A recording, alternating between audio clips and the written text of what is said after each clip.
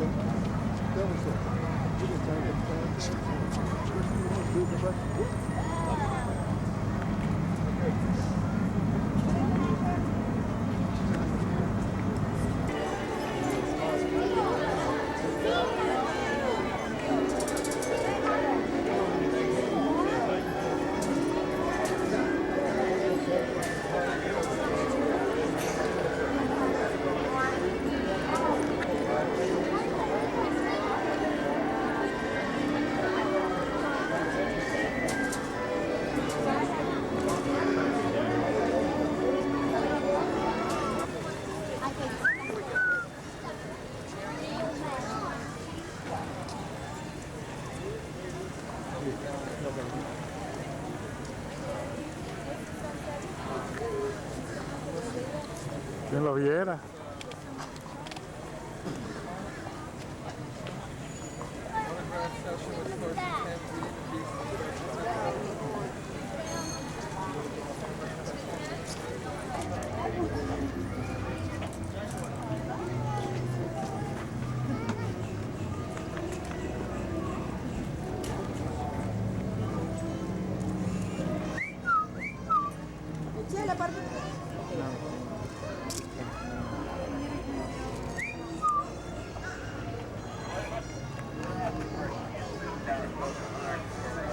Se me quise sea bomba.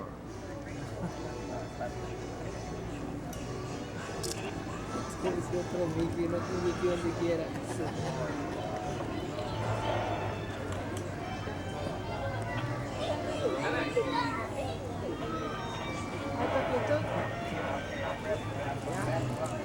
Entonces transportivo. ¿Ah? Se acaba.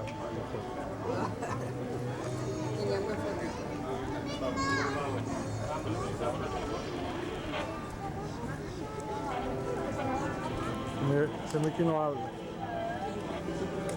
Ah, bueno, Elia. Mira. Eso. A ver. Your pal, Mickey Mouse. Lo mismo. Es la que quiso poner tu pana Mickey Mouse. Te pongo aquí la fecha, mi chico. verdad.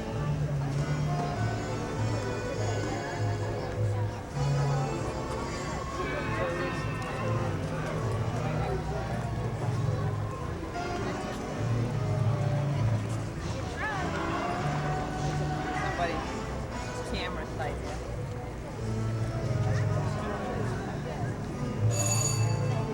¿Quién es? Folks, how are you today? Great, thanks.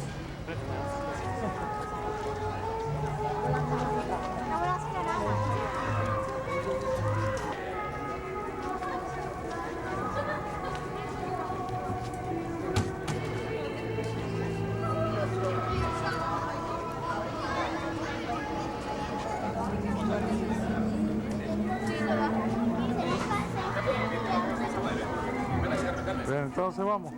Sí,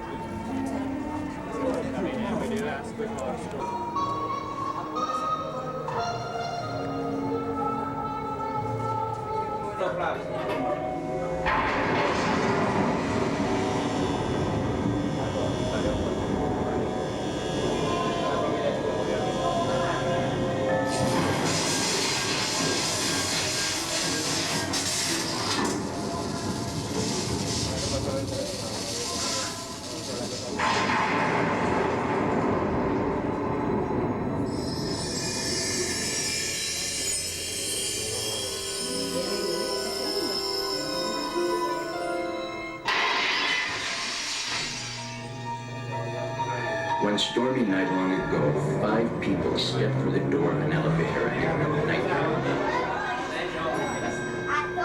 That door is opening once again, and this time it's opening for you.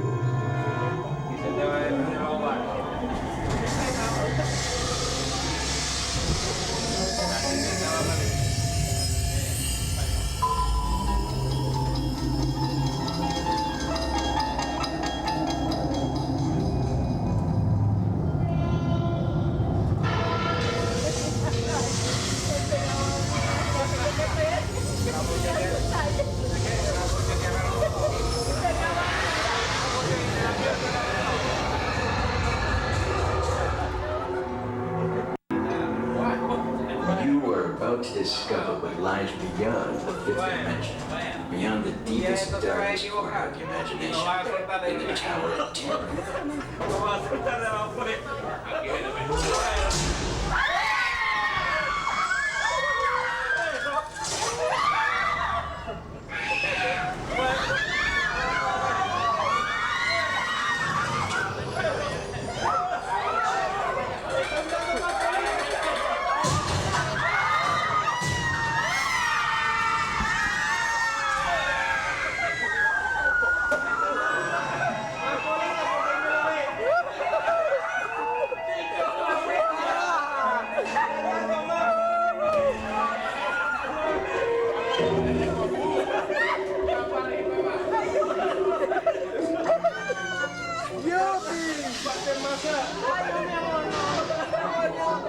Welcome back to those of you who made it. Something you won't find in any guide. Next time you check in with a deserted hotel on the dark side of Hollywood, make sure you know just what kind of things you're filming, or you may find yourself a permanent resident of the Twilight. Please gather your belongings and watch your step as you exit through the end of the door. We trust you'll stay at home.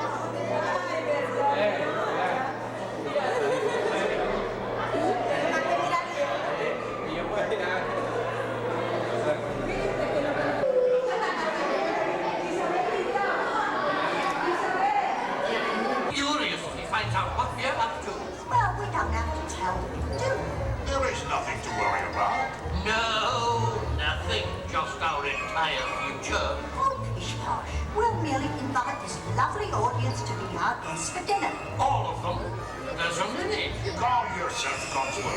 Keep it simple. What are you talking about? What's going on? Come on, Mom. Come along, Chip, dear. Oh, dear. No need to worry. We'll keep it simple. Hi. Stop! Stop it, I say. Do you hear me? All of you. I said quiet! If we're going to do it, then let's do it. But of course, we must make them feel welcome.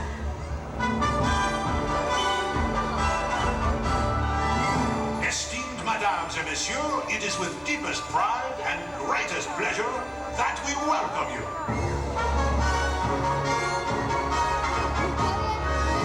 And now, we invite you to relax, pull up a chair, as the dining room proudly presents your dinner.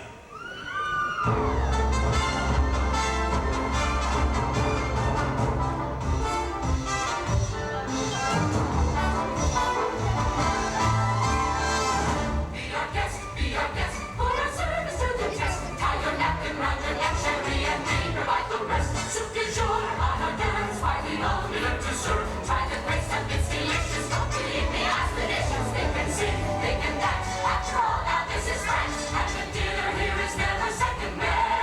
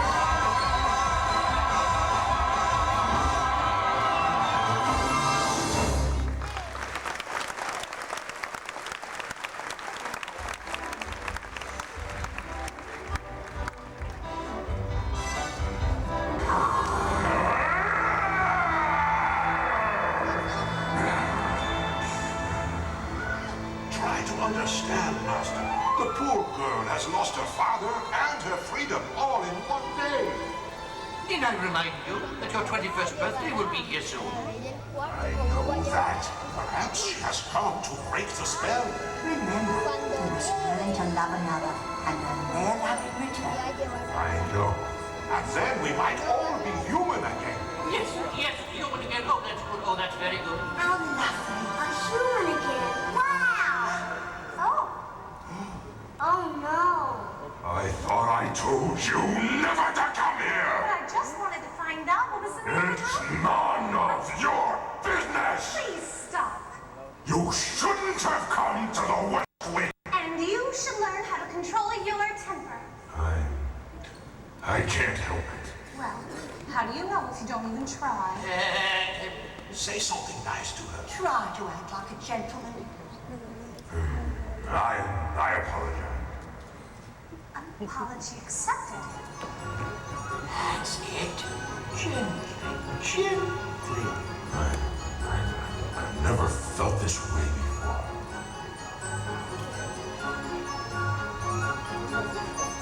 There's something sweet and almost kind.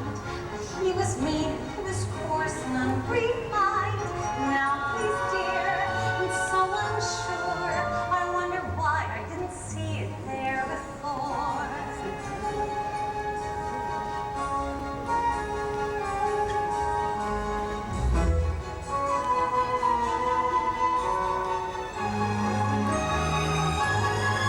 She glanced this way, I thought I saw. And when we touched, she didn't shudder at my paw. No, it can't be. I'll just ignore. But then she's never looked at me that way before.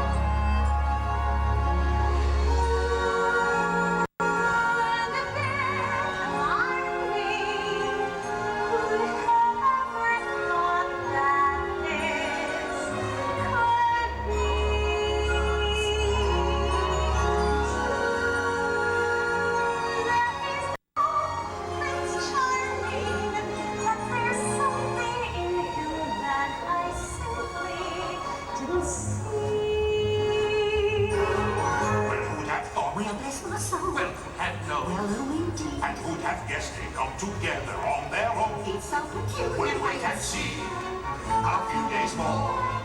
There may be something there that wasn't there before. You know, perhaps there is something there that wasn't there before. What? There may be something there that wasn't there before. What's there, Mama? I'll tell you when you're older.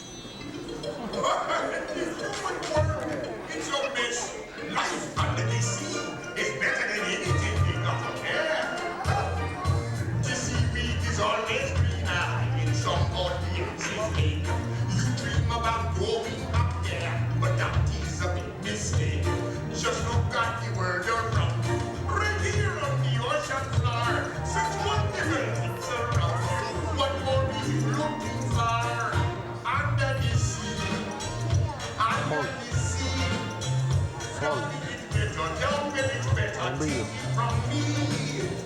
I'm on the journey one more day. I'll be the selfish baby. One baby 14 more time to bloody under the sea. The cute of the fish is happy as after the waves they roar. The fish on the land ain't happy. The sun will get the cold. But fish in the boat is lucky. They in for a worse of fate. One day when the bus get hungry, guess who's gonna be on the plate? What no? Under the sea. Under the sea. Nobody beat us by us. They beat us in fricassee. We working on close to hook. Under the sea we have the hook. We got no trouble. Life is the bubbles under the sea. Under the sea. Since life is sweet, we got to be here naturally.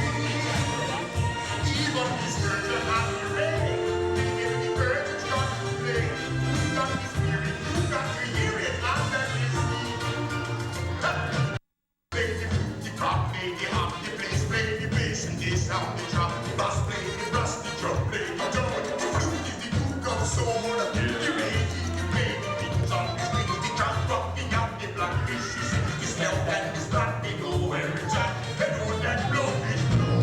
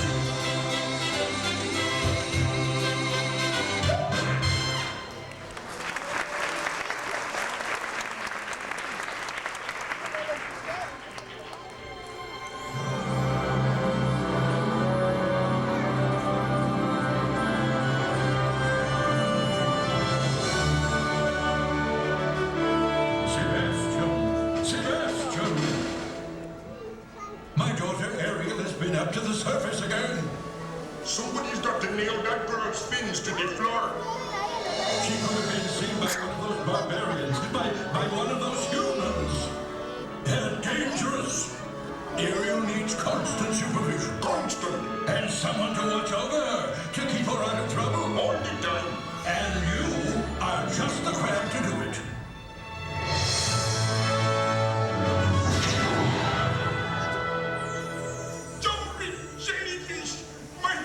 Shot! Oh, I get myself in the new situation. Teenagers. Give them an inch. They swim all over. What is that girl up to? Ariel! Ariel!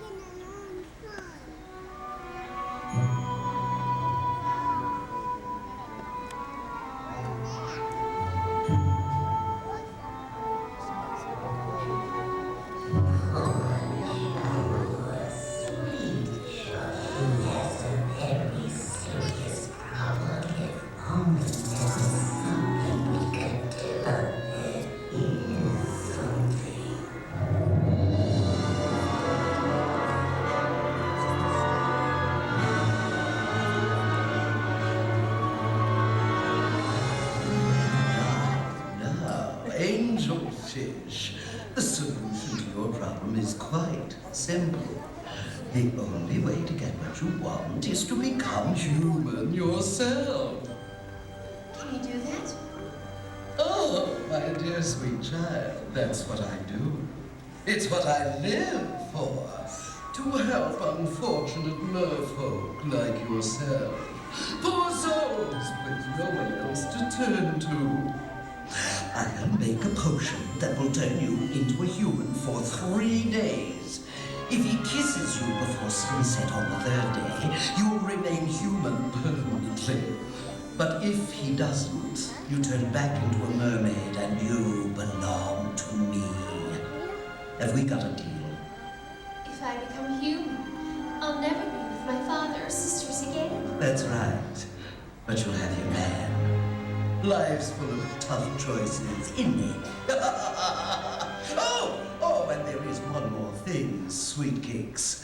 No more talking, singing, zip. But without my voice, well, how can You have your looks, your pretty face. And don't underestimate the importance of body language. Come on, you poor unfortunate soul.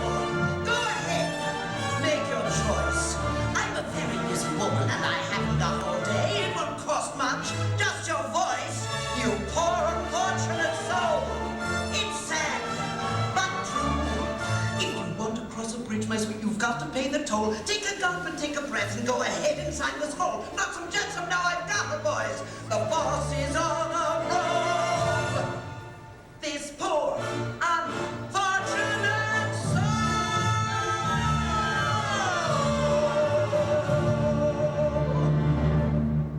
Lucas of Ruga of the Caspian Sea. That brings us for a sunset, Max Laryngitis, the fortune to me. Now sing. Keep singing.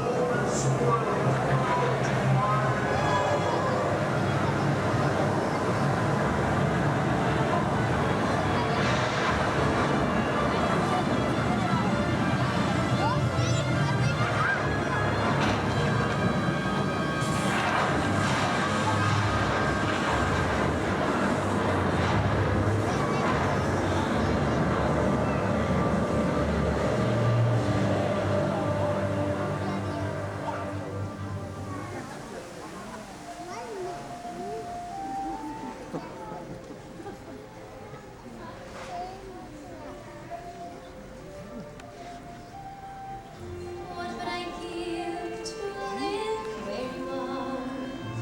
What would I pay to stay here beside you? What would I do to see you smiling at me?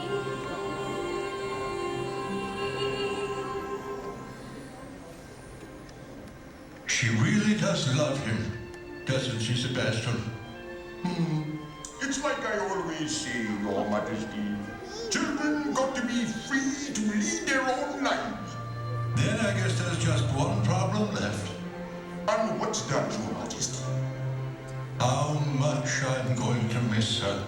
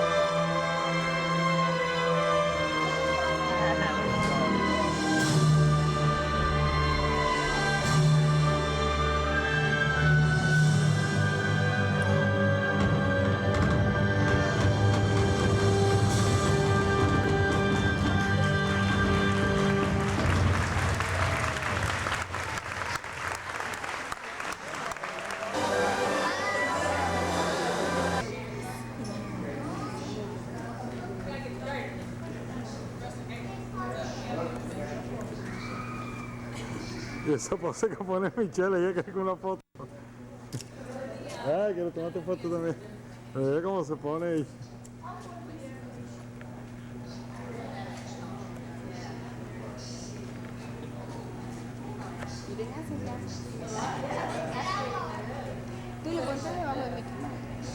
Need for a motion picture or television show. And during this tour, we're going to visit those areas and maybe even catch a production crew at work.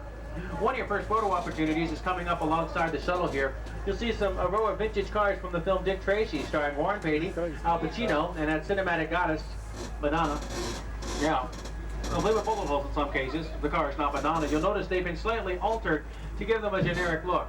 In other words, we changed things like the grille plates and the hood ornaments so they don't represent a specific make or model. The Grumman Gulfstream print property you see here was purchased by Walt Disney back in 1964 and primarily used as transportation between California and New York, when Walt was putting together exhibits for the World's Fair, and then later on for scouting missions down here to Florida to help find the land for Walt Disney World. These two silver space pods up ahead, they're from the 1986 film Flight of the Navigator. In that film, they may appear to be flying through the air, but in reality, they were filmed in front of a blue screen, which enabled us to use a process known as chroma key to create the illusion of flight. We'll show you how that works on the special effects and production tour.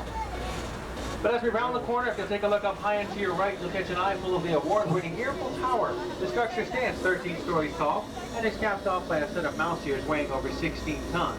For those of you who may be wondering, that is a cap size of 342 3/8.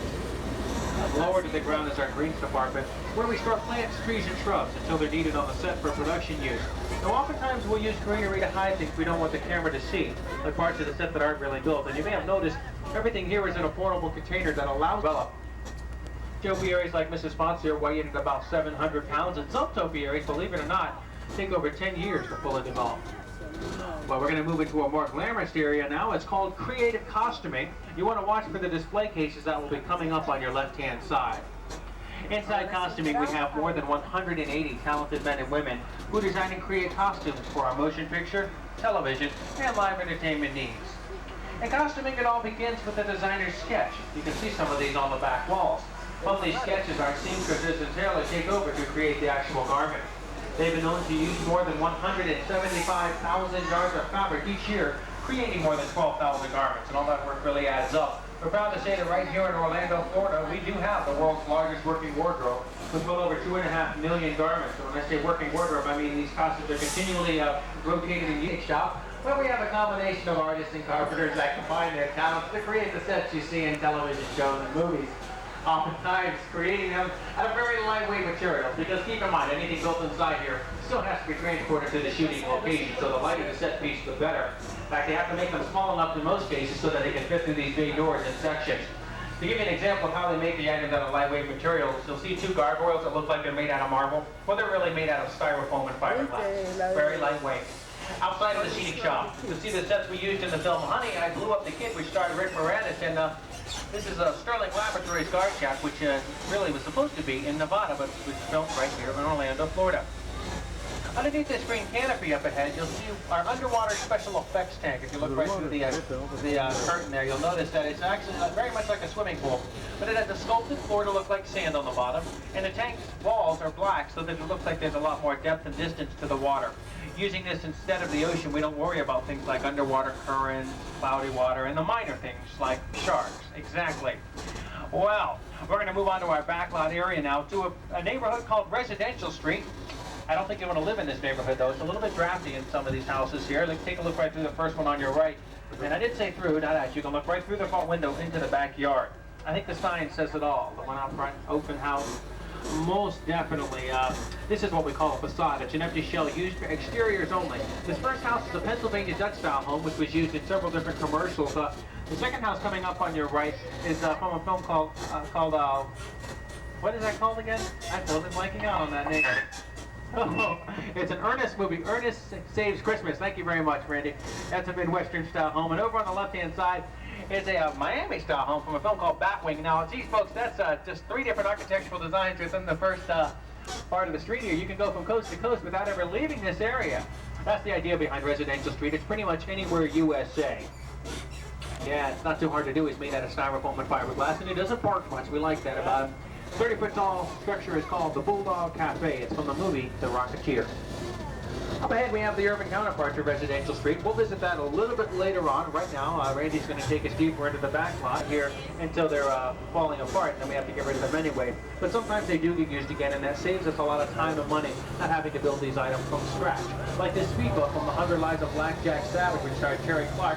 This is a specifically designed vehicle for that production, and you won't find another one like it.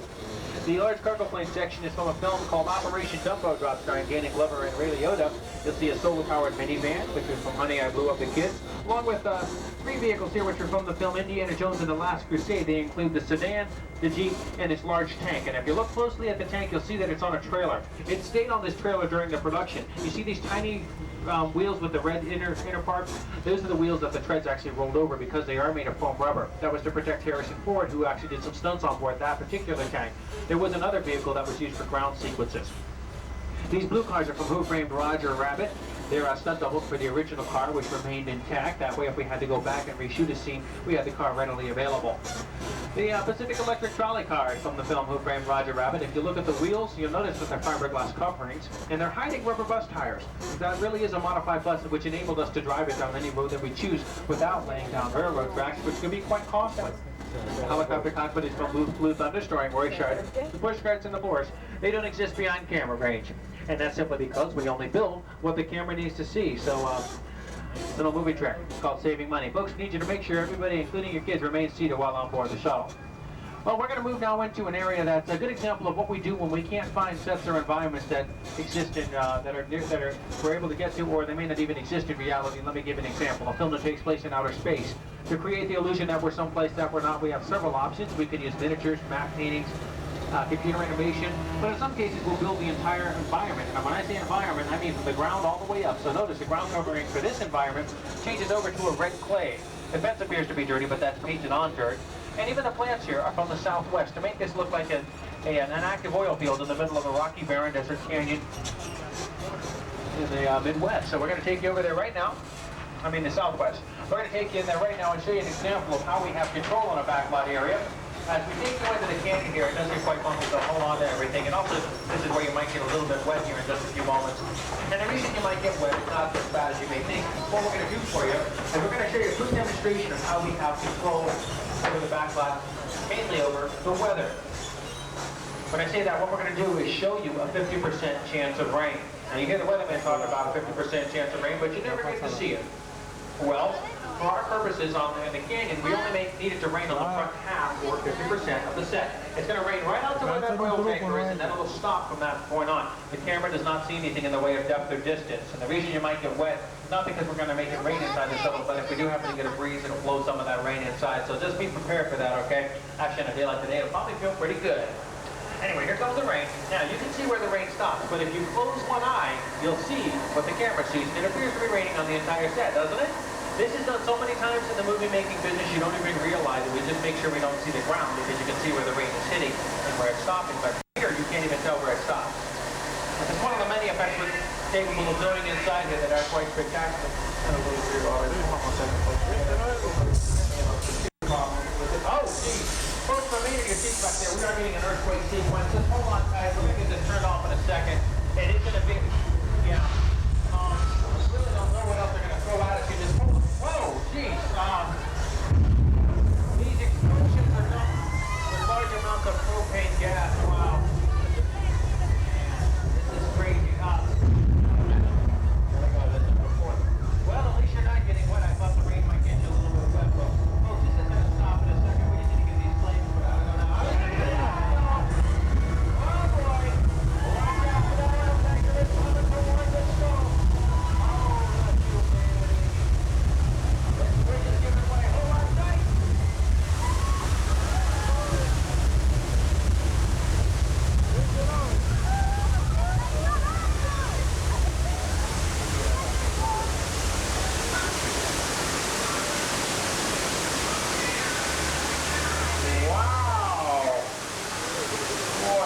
First time that's ever happened again.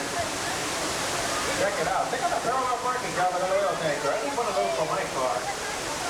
Well, folks, what you just saw was off the computerized sequence of events. for Catastrophe Canyon. We're going to take you behind the scene now and see how this set was created. I got to tell you, you guys did a great acting job. Somebody really looked scared. Those screams added a nice touch, and I love the way this attraction brings families and friends closer together. On the right side of the shuttle, that is. Well, the other side of the game is a little bit different, folks. It's made out of steel rods, wire mesh, and a whole lot of concrete. With the help of Frank Beals, this set is very unique to Walt Disney World. You see a lot of rock work like this throughout our properties, and we're going to take you behind and show you how it's created. You see the yellow pipes, they carry the gas for the fires and explosions that you saw. The larger white pipes carry the water for the flash flood. That's over 70,000 gallons of water. And we don't just get rid of that water, we recycle it after every show. In fact, it goes back out to the drinking fountains in the park. The green air cannons are... Nobody even caught that. I'm just checking to see if you're listening there, folks. It actually goes to the holding tanks up above. The green air cannon shoots some of that water towards you by shooting a blast of air beneath the water reservoir. Very powerful equipment there, folks. It's powerful enough to shoot a basketball.